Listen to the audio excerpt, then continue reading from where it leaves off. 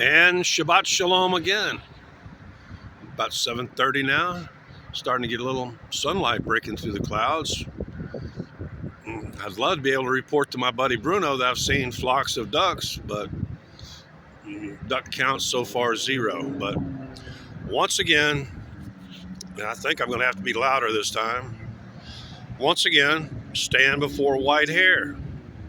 You know, before you go jumping off the cliff, young people, you might want to go talk to the old people, because they'll say something like, we'll say crazy shit like, hey, we came up with this new thing called a parachute. You might want to listen to old people. You know, I've actually, the few of the rude people I've run into around here were young people who thought that they were cooler and smarter than old people.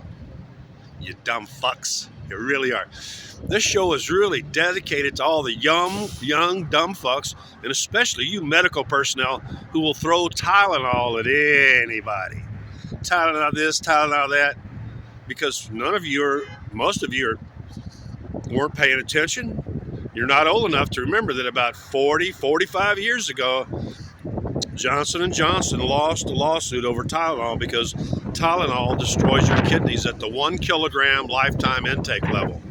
And I know that that's going to be messing up the sound right there. I'm glad I got my hand cupped there. But this is about, and it's not about, it's about Tylenol's cousin, phenacetin. I'll spell it below in the notes. Phenacetin. P-H-E-N. Phenacetin.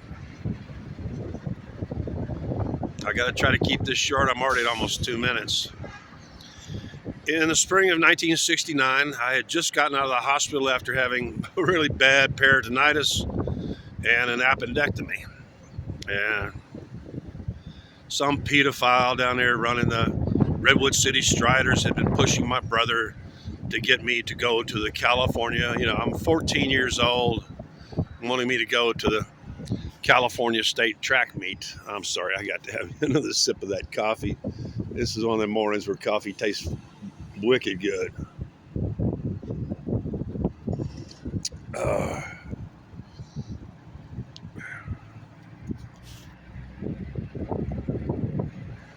Actually, my appendectomy scar is huge. I spent 9 days in there. When I got out, there was some pedophile who ran the Redwood City Striders, an amateur club, who apparently was pushing my brother for me to come and do the white man stuff. Even though I had very little experience with shot disc and had never thrown a javelin in my life, I did pretty good. I think I got a second place ribbon, a third place ribbon, and a fifth place ribbon in the California State track meet of spring of '69. But, oh yeah, this is going to go 5 minutes.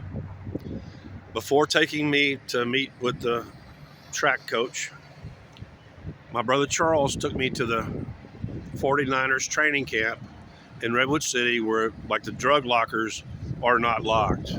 And he just walked up and he grabbed a whole bottle of something marked APC, aspirin, phenacetin, and caffeine. Used to be a commonly sold over-the-counter, non-prescription pain reliever.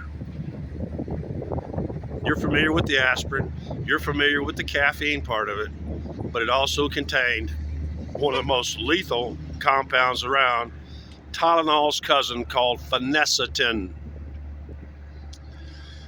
And that day, because I had really bad shin splints, they were pushing me too hard. I mean, they had me running within a few days, about 3 days out of the hospital. After I got out of the hospital, I developed a bad case, a very painful case and a very performance inhibiting case of shin splints. So my brother just hands me a bottle. There's no prescribing or there's no directions on the bottle on how much to take whenever. So, and having doctors tell me before to take 10 aspirin at a time, I started off by taking 2, and then I took 4 on top of 2 to get ready for the final rounds of the track. We had our warm-up round, and then I kept taking them because I was in a lot of pain, man.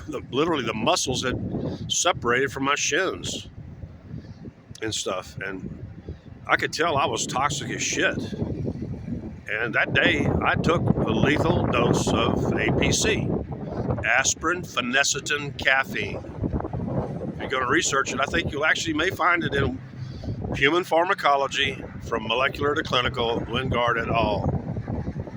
I think you'll find it mentioned in there also as one of the great fuck-ups